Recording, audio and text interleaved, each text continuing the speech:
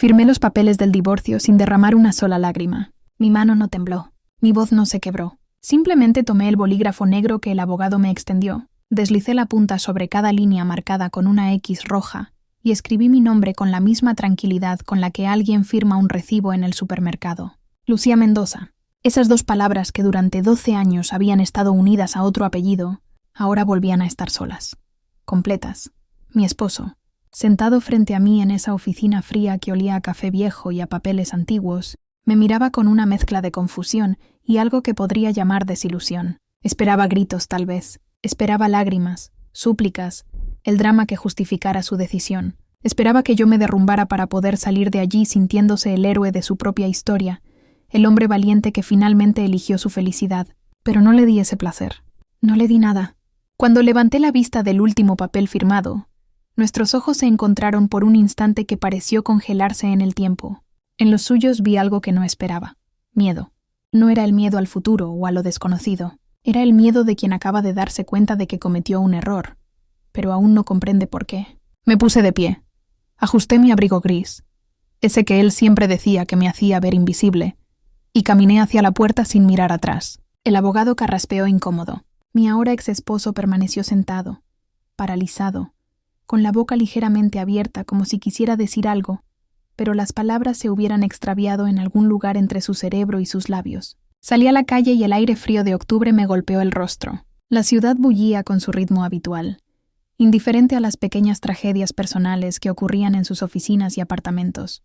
Caminé sin rumbo fijo, mis zapatos bajos golpeando el pavimento con un ritmo constante que me recordaba que seguía viva, que seguía moviéndome, que seguía existiendo a pesar de que durante años me había sentido como un fantasma en mi propia vida. ¿Cuándo había comenzado todo? No con esa mañana hace 3 meses cuando él llegó a casa con olor a un perfume que no era el mío y me dijo que necesitábamos hablar.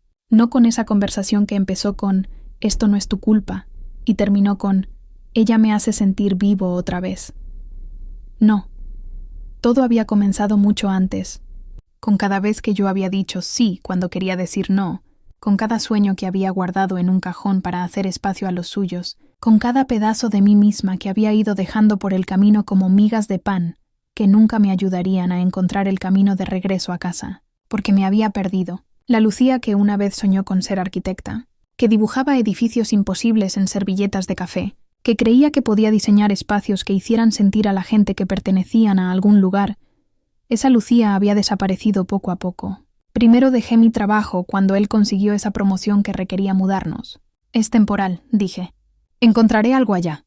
Pero nunca lo busqué realmente. Luego vinieron las cenas con sus colegas donde yo sonreía y asentía, y servía vino, y me convertía en el tipo de esposa que aparece en los márgenes de las fotografías, siempre un poco fuera de foco. Me volví experta en ser lo que él necesitaba que fuera. La anfitriona perfecta, la compañera comprensiva, la mujer que nunca pedía demasiado.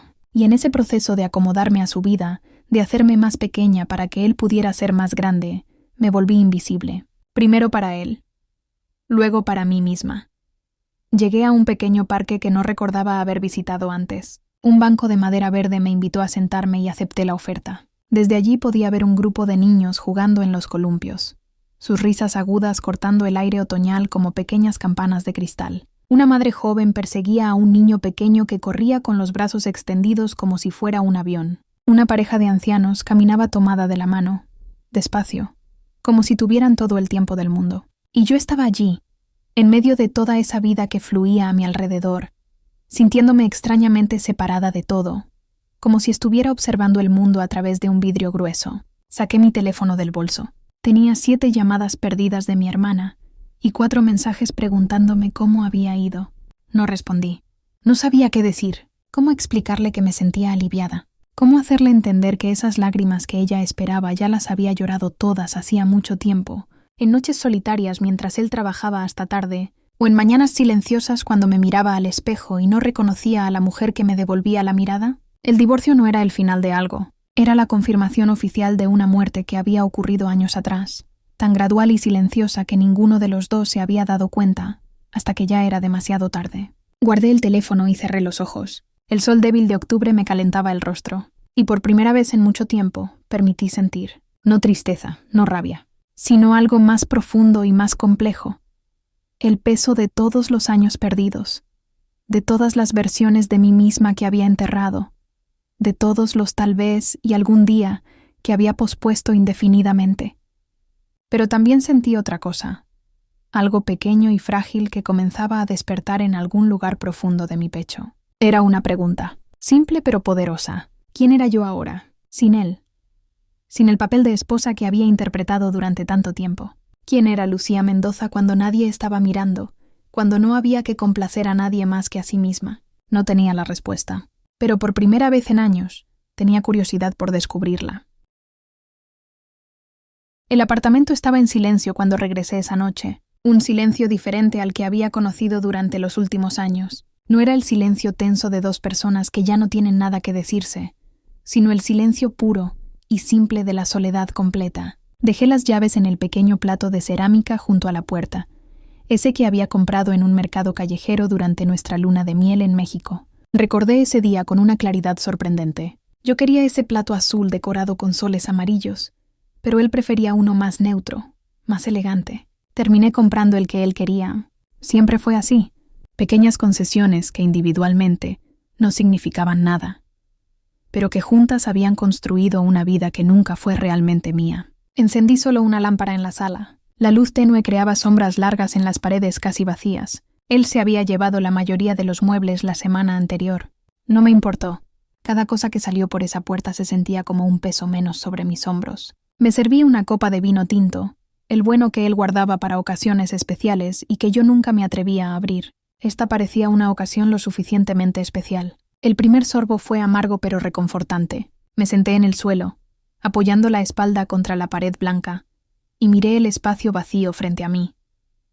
Aquí había estado el sofá donde pasamos incontables noches viendo películas que él elegía. Allí estaba la mesa donde comimos miles de cenas en silencio, él revisando su teléfono mientras yo empujaba la comida de un lado a otro del plato. Y en esa esquina estuvo el pequeño escritorio donde alguna vez intenté retomar mis dibujos, antes de que él comentara casualmente que el apartamento se veía desordenado con todos mis papeles por todas partes. Cerré ese cuaderno y nunca lo volví a abrir, hasta hoy.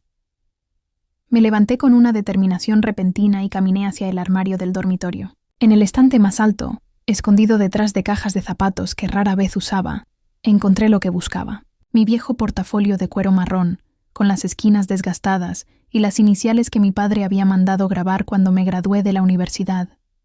L.M. Lucía Mendoza. Cuando aún era solo yo, lo llevé de vuelta a la sala, el corazón latiéndome más rápido de lo normal. No había abierto este portafolio en casi 8 años. Tenía miedo de lo que podría encontrar dentro. ¿Y si mi trabajo era terrible? ¿Y si había idealizado mi talento y en realidad nunca fui tan buena como creía? ¿Y si había renunciado a algo que de todos modos nunca habría funcionado? Con manos temblorosas, abrí el cierre y extraje los contenidos. Docenas de dibujos, algunos en papel profesional, otros en servilletas o pedazos de papel arrancados de cuadernos. Edificios imposibles que desafiaban la gravedad. Casas suspendidas en el aire, puentes que se convertían en jardines, espacios que parecían respirar. Pasé las yemas de mis dedos sobre las líneas que había trazado tanto tiempo atrás. El papel estaba amarillento en los bordes, pero los dibujos seguían siendo vívidos. Y mientras los miraba, algo extraordinario sucedió. Recordé quién era antes de convertirme en la esposa de alguien. Recordé las noches en la universidad cuando me quedaba despierta hasta el amanecer, perdida en el flujo creativo, diseñando estructuras que existían solo en mi imaginación. Recordé la sensación de propósito, esa certeza profunda de que había nacido para crear espacios donde la gente pudiera sentirse segura, vista, en casa. Recordé a la Lucía que creía que podía cambiar el mundo, un edificio a la vez. Las lágrimas que no derramé en la oficina del abogado llegaron ahora, pero no eran lágrimas de tristeza, eran lágrimas de reconocimiento, del tipo que llega cuando te reencuentras con una versión de ti mismo que creías perdida para siempre.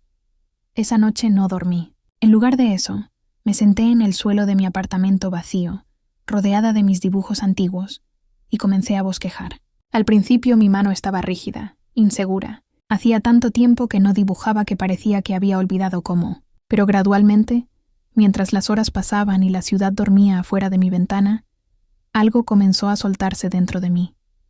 Las líneas fluían más fácilmente, las formas emergían con más claridad, y me di cuenta de que no había olvidado nada, Solo había estado dormida. Dibujé una casa, no cualquier casa, sino la casa que siempre había soñado construir. Tenía grandes ventanas que dejaban entrar la luz desde todos los ángulos. Espacios abiertos que fluían uno hacia el otro como conversaciones. Un jardín en el techo donde crecían plantas silvestres. Escaleras que servían también como estanterías. Rincones secretos perfectos para leer o soñar. Era una casa diseñada no para impresionar a otros, sino para sostener una vida auténtica. Era una casa para alguien que finalmente había decidido dejar de hacerse pequeña. Cuando la luz del amanecer comenzó a filtrarse por la ventana, me estiré y miré lo que había creado. No era perfecto. Había errores de perspectiva y proporciones que necesitaban ajustes. Pero era hermoso de una manera cruda y honesta. Era mío. Y en ese momento, algo cambió fundamentalmente dentro de mí. Durante años había creído que mi valor residía en ser necesaria para alguien más. En ser la esposa perfecta, la pareja ideal, la mujer que sostenía todo junto. Había derivado mi sentido de propósito de hacer feliz a otra persona. Y cuando esa persona decidió que ya no me necesitaba, sentí como si mi razón de existir hubiera desaparecido. Pero mirando esos dibujos, ese diseño nacido en la quietud de mi propia soledad, comprendí algo que debía haber sabido desde el principio. Mi valor nunca vino de él. Nunca vino de ser la esposa de alguien.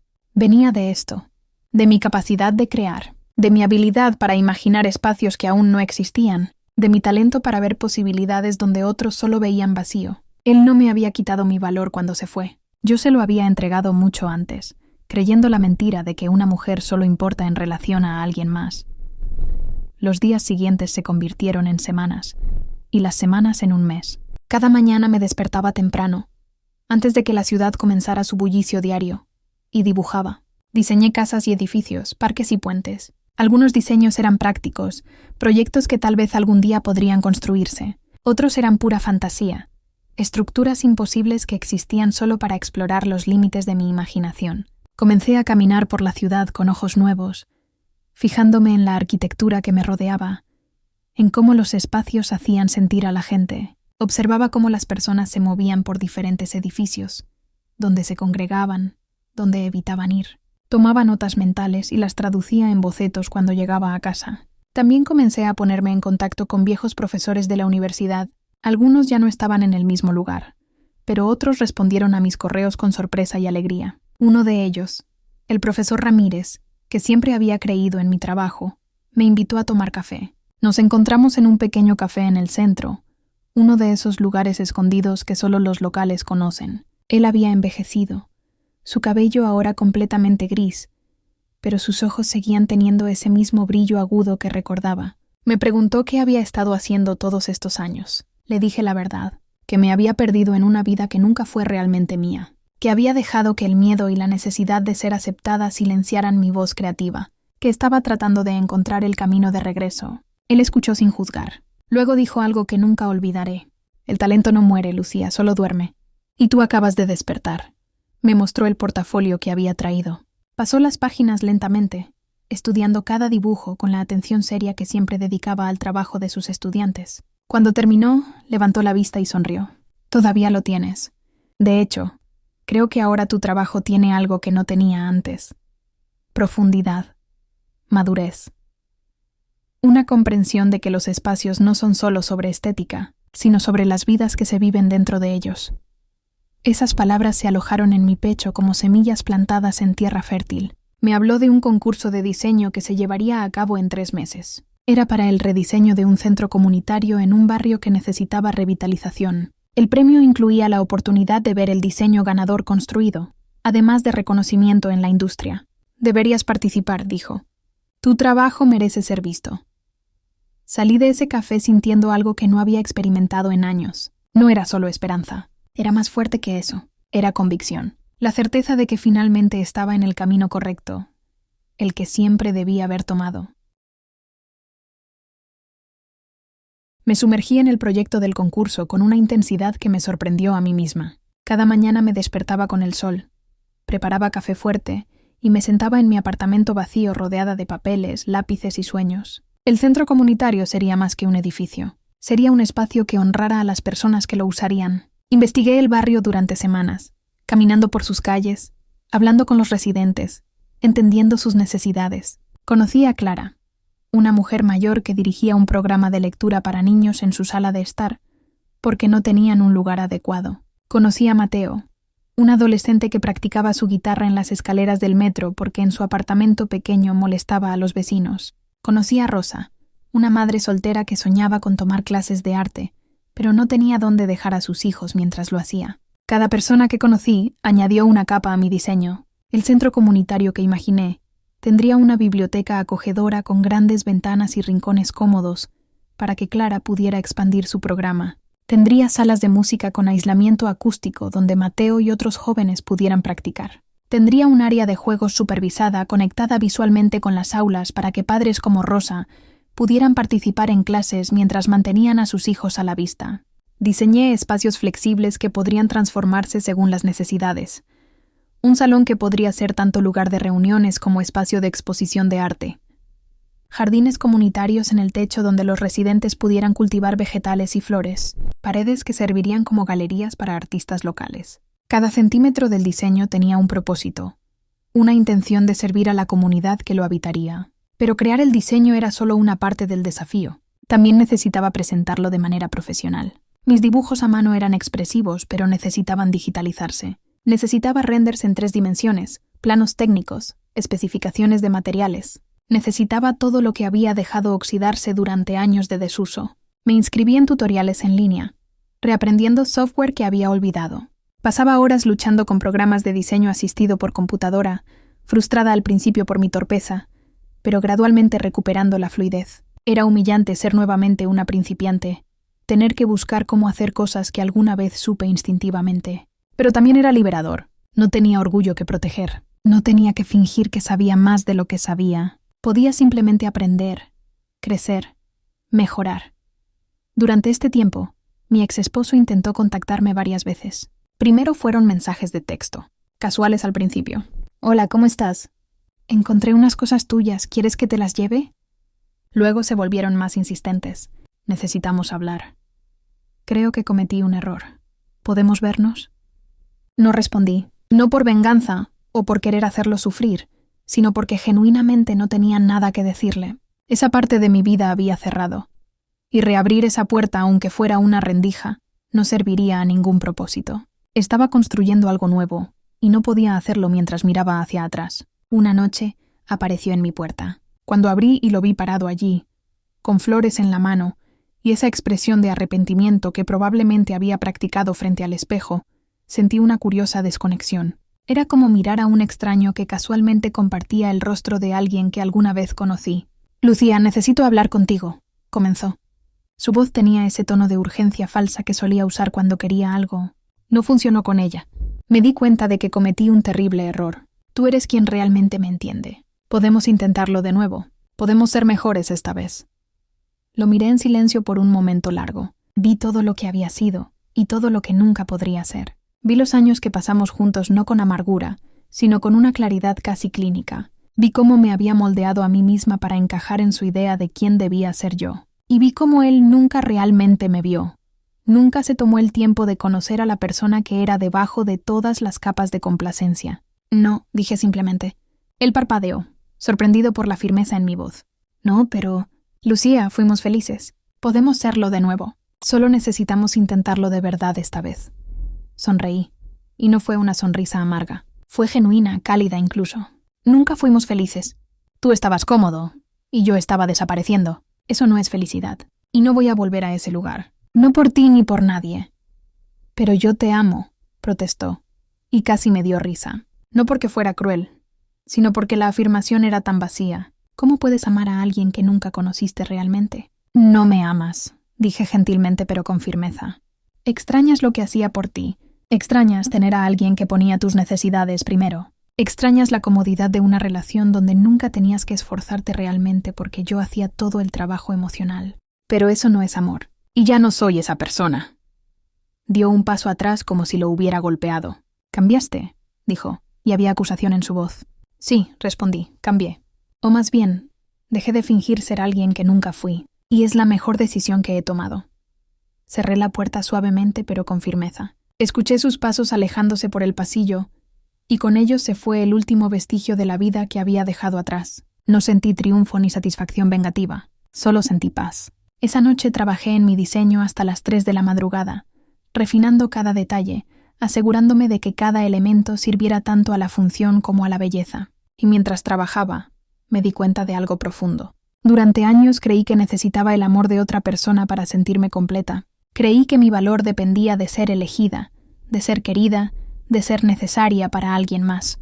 Pero estaba equivocada. Lo que realmente necesitaba era aprender a elegirme a mí misma, a quererme lo suficiente como para no traicionar mis sueños, a reconocer mi propio valor sin necesitar la validación externa. Y ahora, en este apartamento vacío, rodeada de dibujos y planos y posibilidades infinitas, finalmente lo estaba haciendo. Me estaba eligiendo a mí misma, cada día, cada momento, con cada línea que dibujaba y cada decisión que tomaba. Y era aterrador y emocionante, y se sentía como estar viva por primera vez en años. La fecha límite para enviar el proyecto al concurso era en una semana. Mis diseños estaban casi terminados, pero había algo que aún me faltaba. Una pieza crucial que haría que mi propuesta no fuera solo técnicamente sólida, sino también financieramente viable. El proyecto requería una propuesta de presupuesto y fuentes de financiamiento. Sin eso, no importaba cuán hermoso fuera el diseño, nunca saldría del papel. Estaba sentada en el café donde solía encontrarme con el profesor Ramírez, mordisqueando el borde de mi lápiz y mirando fijamente las hojas de cálculo en mi laptop, cuando mi teléfono sonó. Era un número que no reconocía, con un código de área de otra ciudad. Normalmente no contestaba llamadas de números desconocidos, pero algo me hizo responder esta vez. ¿Señorita Mendoza? La voz era de un hombre mayor, formal y cálida al mismo tiempo. Sí, soy yo, respondí cautelosamente. Mi nombre es Alberto Herrera. Soy abogado de la firma Herrera y Asociados. Llamo en relación al testamento de su tío, el señor Eduardo Mendoza. ¿Tiene un momento para hablar? Mi tío Eduardo, el hermano de mi padre, un hombre del que apenas tenía recuerdos vagos de mi infancia. Un señor callado que aparecía en las reuniones familiares, se sentaba en una esquina con un libro y desaparecía temprano. No sabía que había muerto. Lamento informarle de su fallecimiento hace 3 meses. Continuó el abogado, como si leyera mis pensamientos. El señor Mendoza dejó instrucciones muy específicas en su testamento. Usted es la única beneficiaria de su patrimonio. El café pareció volverse más silencioso de repente. O tal vez era solo que toda mi atención estaba enfocada en esas palabras que no terminaba de procesar. Disculpe, debe haber un error. Apenas conocía a mi tío. No hay error, señorita Mendoza. Su tío la siguió de cerca a lo largo de los años, aunque a distancia. Dejó una carta para usted. Con su permiso, me gustaría enviársela junto con los documentos del patrimonio. ¿Podría venir a nuestra oficina esta semana? 2 días después estaba sentada en una elegante oficina con vista a la ciudad, sosteniendo un sobre amarillento con mi nombre escrito en una caligrafía temblorosa. El señor Herrera me había explicado los detalles del patrimonio, números que me hicieron sentir mareada. Mi tío Eduardo había sido un inversionista brillante y silencioso. Había acumulado una fortuna considerable a través de inversiones inteligentes en bienes raíces y tecnología. Y ahora todo eso era mío. Pero era la carta lo que realmente me importaba. Con manos temblorosas, abrí el sobre y comencé a leer. Querida Lucía, si estás leyendo esto significa que ya no estoy en este mundo. Probablemente estés confundida sobre por qué te he dejado todo a ti, una sobrina que apenas conociste. Déjame explicarte. Siempre fui un hombre solitario. Nunca me casé, nunca tuve hijos. La gente me veía como raro, antisocial. Pero no era antisocial, era selectivo, observador. Y en todas esas reuniones familiares donde yo me sentaba en mi esquina con mi libro, no estaba ignorando a la familia. Estaba observándola, y te observaba especialmente a ti. Vi algo en ti desde que eras niña. Una chispa, una creatividad, una forma de ver el mundo que era única. Recuerdo cuando tenías 8 años y construiste una casa para pájaros que parecía un pequeño castillo. Tu padre se rió y dijo que los pájaros no necesitaban castillos. Pero yo vi lo que realmente era. No era solo una casa para pájaros. Era tu primera obra de arquitectura. Vi cómo esa chispa creció a medida que crecías. Te observé en la universidad, aunque nunca lo supiste. Asistí a tu exhibición de graduación. Tu proyecto de tesis, ese diseño para un centro de artes comunitario, era brillante, lleno de vida y propósito. Pensé, esta joven va a cambiar el mundo. Luego te casaste. Y lentamente, año tras año, vi cómo esa chispa comenzaba a apagarse. Vi cómo te hacías más pequeña, cómo tu sonrisa se volvía más forzada, cómo dejaste de hablar de tus sueños. Me rompió el corazón, pero no podía interferir. No era mi lugar. pero puedo ayudarte ahora. Este dinero no es solo dinero, es libertad. Es la oportunidad de perseguir cada sueño que dejaste en el camino. Es mi forma de decirte lo que debí haberte dicho en vida. Tu talento importa, tus sueños importan, tú importas. No por ser la esposa de alguien o la hija de alguien, sino por ser Lucía. No dejes que nadie, ni siquiera tú misma, te convenza de lo contrario. Úsalo bien, construye algo hermoso. Y cuando lo hagas, sabrás que un viejo tonto que te observó desde las sombras toda tu vida está sonriendo con orgullo. Con cariño, tu tío Eduardo. Las lágrimas corrieron por mi rostro mientras doblaba la carta cuidadosamente y la sostenía contra mi pecho. Un hombre que apenas conocí me había visto más claramente que las personas más cercanas a mí. Había creído en mí cuando yo misma había dejado de creer, y ahora me había dado no solo recursos financieros, sino algo más valioso. La confirmación de que nunca había estado tan perdida como creí, que incluso en mis momentos más oscuros, alguien vio mi luz y supo que eventualmente volvería a brillar. Esa noche, volví a mi proyecto del concurso con una nueva energía, pero más que eso, con una nueva visión. El dinero de mi tío no lo usaría solo para mí. Lo usaría para hacer realidad proyectos como el centro comunitario, para crear espacios que sirvieran a personas como las que había conocido en ese barrio, para construir el tipo de arquitectura que no solo era bella, sino que mejoraba vidas. Revisé mi propuesta de presupuesto. Donde antes tenía signos de interrogación sobre financiamiento, ahora podía ofrecer algo concreto. Podía proponer no solo un diseño, sino un plan completo para su realización. Podía comprometerme a financiar parcialmente el proyecto. Demostrando mi compromiso genuino con la comunidad, trabajé toda la noche, refinando cada aspecto de mi propuesta. No era solo sobre ganar un concurso. Era sobre honrar el regalo que mi tío Eduardo me había dado. Era sobre usar mi segundo chance para crear algo que importara. Cuando finalmente terminé, cuando envié la propuesta justo antes de la fecha límite, me senté en mi apartamento vacío y sentí algo que no había sentido en años. Sentí que estaba exactamente donde se suponía que debía estar, haciendo exactamente lo que se suponía que debía hacer, siendo exactamente quien se suponía que debía ser. Los resultados del concurso se anunciarían en 6 semanas. Esas semanas pasaron en un borrón de actividad. Usé parte del patrimonio de mi tío para establecer oficialmente mi propia firma de arquitectura, una pequeña oficina en un edificio antiguo con pisos de madera que crujían y ventanas grandes que dejaban entrar luz abundante. No era impresionante según los estándares corporativos, pero era mía. Contraté a 2 asistentes recién graduados, jóvenes hambrientos de oportunidades como lo había sido yo una vez. Les pagué bien y les di libertad creativa. Quería que mi oficina fuera el tipo de lugar donde el talento pudiera florecer sin ser aplastado. Mientras esperaba los resultados del concurso, comencé a trabajar en proyectos más pequeños. Una remodelación de una cafetería local, el diseño de una pequeña biblioteca comunitaria. Cada proyecto era una oportunidad de practicar mi filosofía. La arquitectura debía servir a las personas que la habitaban, no solo al ego del arquitecto. Y con cada proyecto completado, mi confianza crecía. No la confianza arrogante de quien cree no tener nada que aprender, sino la confianza tranquila de quien sabe que está en el camino correcto. Una tarde, estaba en mi oficina revisando planos, cuando recibí una llamada del comité del concurso. Mi corazón latió con fuerza mientras contestaba. Señorita Mendoza, llamamos para informarle que su propuesta ha sido seleccionada como finalista. Necesitamos que venga a presentar su diseño en persona ante el comité completo la próxima semana. Finalista. No había ganado todavía, pero estaba cerca. Muy cerca. La presentación sería crucial. Pasé la semana siguiente preparándome obsesivamente. Ensayé mi discurso hasta que pude recitarlo en sueños. Preparé maquetas físicas además de las digitales. Recopilé testimonios de los residentes del barrio que habían contribuido con sus ideas al diseño. Quería que el comité viera que esto no era solo un proyecto arquitectónico, era un acto de amor hacia una comunidad.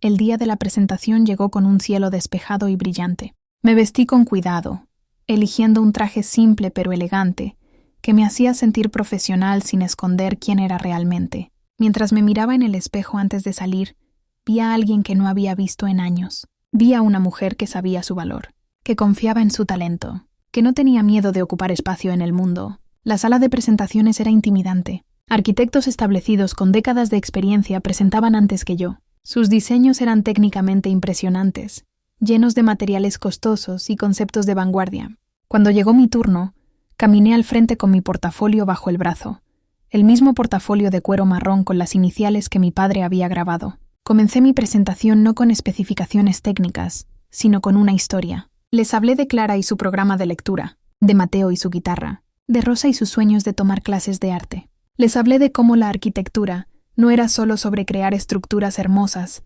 sino sobre crear espacios donde las personas pudieran florecer. Luego mostré mi diseño. Expliqué cada decisión, cada característica, cada detalle pensado para servir a la comunidad. Hablé del uso de materiales sostenibles y económicos sin sacrificar la estética, del diseño flexible que permitiría que el espacio evolucionara con las necesidades cambiantes, de cómo cada peso del presupuesto había sido considerado cuidadosamente para maximizar el impacto. Cuando terminé, hubo un silencio en la sala. Uno de los miembros del comité, una mujer mayor con cabello plateado, se quitó los lentes y me miró con ojos brillantes. En 30 años evaluando proyectos arquitectónicos, dijo lentamente, rara vez he visto una propuesta que equilibre tan bellamente la visión artística con la responsabilidad social. Has diseñado no para tu portafolio, sino para las personas que usarán este espacio. Eso es arquitectura en su forma más pura. 2 semanas después recibí la llamada. Había ganado. Mi diseño sería construido.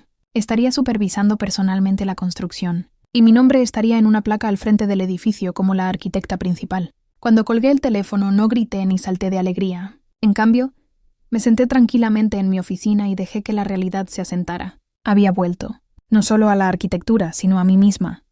6 meses después, estaba en el sitio de construcción con mi casco amarillo y mis planos, supervisando a los trabajadores mientras colocaban las vigas que formarían el esqueleto de mi diseño. Ver algo que existió primero solo en mi imaginación comenzar a tomar forma física era indescriptiblemente satisfactorio. Había momentos de frustración, por supuesto. La construcción nunca va exactamente según el plan. Había retrasos y problemas inesperados, y momentos en que tuve que tomar decisiones difíciles. Pero cada desafío era una oportunidad de aprender, de crecer, de probar que pertenecía a este mundo que había dejado atrás hacía tanto tiempo. Un día, mientras revisaba los planos de fontanería con el contratista, alguien me tocó el hombro. Me di vuelta y me encontré cara a cara con mi exesposo. Se veía más viejo, más cansado. Había perdido algo de ese brillo de confianza que siempre había tenido. «Lucía», dijo y su voz sonaba casi tímida, «escuché sobre tu proyecto.